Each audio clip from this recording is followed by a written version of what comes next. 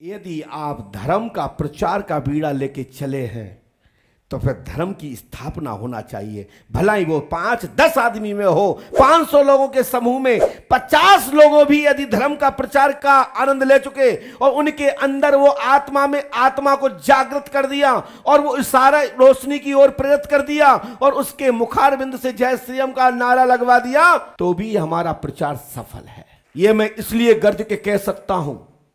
मैं अभी एक छोटा सा पहला प्रयास गया कुछ दिन समय बिताए यूरोप के महाद्वीप में, कुछ बिंदुओं पर गया, कुछ मंदिरों में मुझे रुकने का, सत्संग करने का, सनातन शक्ति का दर्शन कराने का सौभाग्य मिला। वहीं से कुछ नेगेटिव भी मिला, कुछ पॉजिटिव भी मिला, वो हम आपको समय पर बताएंगे। इसलिए कहना चाहता हूं यह बात, मुझे खेद है कि मैंने आप सबके बीच में 14-15 दिन आपसे दूर रहा, लेकिन आप सब मेरे चिंतन में थे। लेकिन मैं आप लोगों के लिए ईश्वर से प्रार्थना कर रहा था कि जो पंडोखर धाम में रुके हैं, जो आते जाते जा रहे हैं और दुखित होकर जा रहे हैं, भगवान उनकी मनोकामना पूरी करें, उनके सब मनोरथ पूर्ण हों और पंडोखर सरकार खूब कृपा बनाए रखें। मैं एक आश्रम के निमंत्रण पर गया था यूरोप में।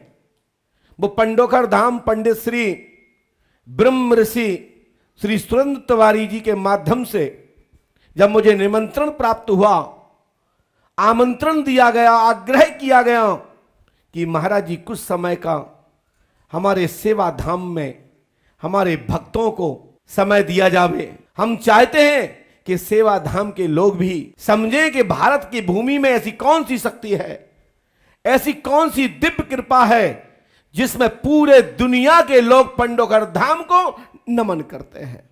वो समय आया, वो सुअवसर आया, मैं गया। वहां हमारे प्रिय बड़े भाई पंडोखर धाम में होने वाले वार्षिक महोत्सव में हमारे भाई अनंत चैतन्य जी महाराज जब यहां आए, उन्होंने कहा भैया हमने सुना कि आप यूरोप में आ रहे हो, नीदरलैंड की भूमि पर आप दरबार लगाने के लिए आपने संकल्प लिया है। मैंने कहा ना, हमारे पास तो टाइम ही नहीं है, लेकिन आप भाई कहते हैं तो मैं अवश्य पंडित श्री सुरेंद्र तिवारी जी के सेवाधाम आश्रम में जाने का आमंत्रण उन्हें दे करके यहाँ पंडोखर धाम में भक्तों से कहा, इसी मंच के माध्यम से। तो हमने निमंत्रण का स्वीकार किया था। आप कहें भैया तो मैं अवश्य आऊंगा। तो हमारे अनंत बोध जी महाराज उसी दौरान वही भी यूरोप में की धरती पर कथा सत्संग में धर्म का प्रचार, सनातन के प्रचार में भ्रमण कर रहे थे। वहां कथा चल रही थी।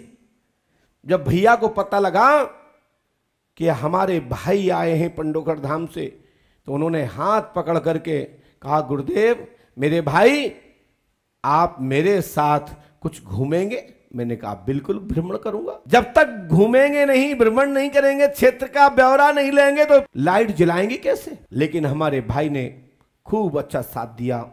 वहां के बहुत सारे अपने भक्तों अनुयायियों से मिलाया, साथ ही भी अपने मित्रों और अपने बराबरी के और अपने पूज्य ने जिनको मानते हैं उनके पास भी लेकर गए और उनको बुलाया भी। वहां के लोगों में बड़ा आनंद आया। वहां के लोगों से मुलाकात हुई। ब्रह्म ऋषि आश्रम के पश्चात सेवाधाम आश्रम से ब्रह्म ऋषि आश्रम पहुंचे, जो हमारे उत्तर प्रदेश के बहुत ऐसे संत जैसे देवरा बाबा, उसी कोटि के अंतर्गत आने वाले परमहंस श्री बावरा जी महाराज जी के आश्रम में जाकर मुझे सौभाग्य मिला। 3 दिवसीय सत्संग और पंडोखर सरकार का सत्संग के साथ साथ संक्षिप्त रूप में दरबार, क्योंकि जब उन्हें पता लगा कि ये भारत का गुरु है, पोल खोल गुरु है, तो वहां के लोग भी डर गए। बोले ना, मैं प्राइवेसी मैं सबके सामने नहीं मिल सकता।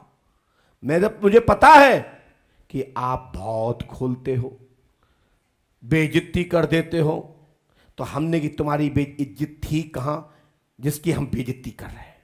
हम इज्जत बनाने तुम्हारी आए हैं और फिर उसके बाद तुम नहीं सुधरोगे तो जरूर खोलूंगा। तो प्राइवेसी के रूप में ब्रह्म ऋषि आश्रम में बहुत भक्त आए। महाराज श्री ने हमारे डॉक्टर दिनेश्वरानंद जी महाराज, जो हमारे पूज्य श्री प्रातस्मरणीय श्री बावरा जी महाराज जी के परम शिष्य और सेवाधाम ब्रह्म ऋषि आश्रम के पीठाधीश्वर, जिनके द्वारा 3 दिवसीय बड़ा आनंद आया, दिव्य दरबार लगा।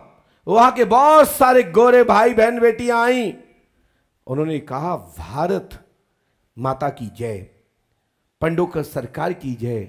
वास्तविक में भारत में आज भी शक्ति जीवित है। जो हमारी मैया बैठी, इन्होंने ये बात जो आप स्क्रीन पर देख पा रहे होंगे। साथ ही आनंद देवी आश्रम में भी जाने का सौभाग्य मिला। वहां हमारे बड़े भाई आनंद गुरुजी महाराज, जिन्होंने भी उनको पता लगा कि पंडोकर सरकार आए, उन्होंने भी वो लेने आए। बोले गुरुदेव आपको मेरे आश्रम में चलना है और आप तो बहुत अच्छे मेरे भाई हैं, और भारत का झंडा, भारत की शक्ति का दर्शन हमारे भक्तों को भी मिलना चाहिए। मैं अपने आनंद भैया गुरुजी के साथ में उनके आश्रम में 3 दिवसीय सत्संग हुआ, दरबार चला, बड़ा आनंद आया।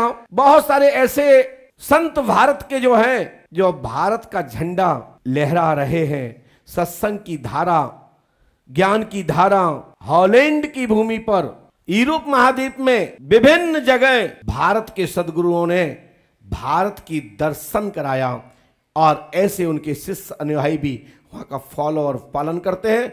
ये बड़ा सौभाग्य का विषय है। ऐसे महापुरुषों को पंडोकर धाम की पीठ की ओर से बहुत बहुत साधुवाद, आशीर्वाद, और अपने प्रातस्मरणीय पूज्य संतों को भी मैं प्रणाम करता हूं, नमन करता हूं कि आपकी शक्ति वो दिव्य शक्ति है जिस शक्ति से भारत का झंडा, दुनिया के कोई भी देश हो उसमें संतों का झंडा आज भी कलयुग में, विज्ञान के युग में लहरा।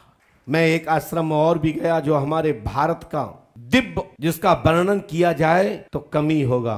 महर्षि योगी महेश जी, जिनका हॉलैंड में के अंतर्गत बेल्जियम से लगा हुआ दिव्य स्थल, जहां यूनिवर्सिटी, जहां वैदिक परंपरा का प्रचार प्रसार के साथ साथ वो एक महाद्वीप, उस महाद्वीप के एक पॉइंट हॉलैंड के अंतर्गत एक बड़ा आश्रम, एक बड़ा नगर अपने आश्रम में स्थापित किया है।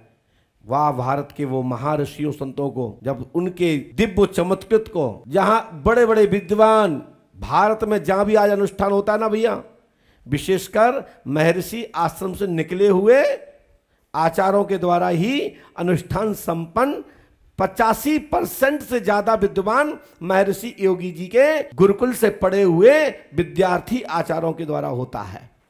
मैं उस आश्रम में जब गया तो दिव्य अनुभूति हुई। उनके शिष्यों का जो झलक, जो तेज, उनके जो आश्रम के संचालक हमारे डॉक्टर साहब जो थे, क्या तेज, क्या मधुर वाणी, ऐसे लग रहा था जैसे माता भगवती देवी वीणा, हमारी माता सरस्वती की शक्ति पूरी इन्हीं के अंदर समाई हो। मधुर भाषा को सुनकर आत्मा गदगद हुई कि हमारे भारत के वो गुरुजन आज भी अमर हैं, जिनकी लोग गाथा गाते हैं, जिनके प्रकाश में लोग जी रहे हैं।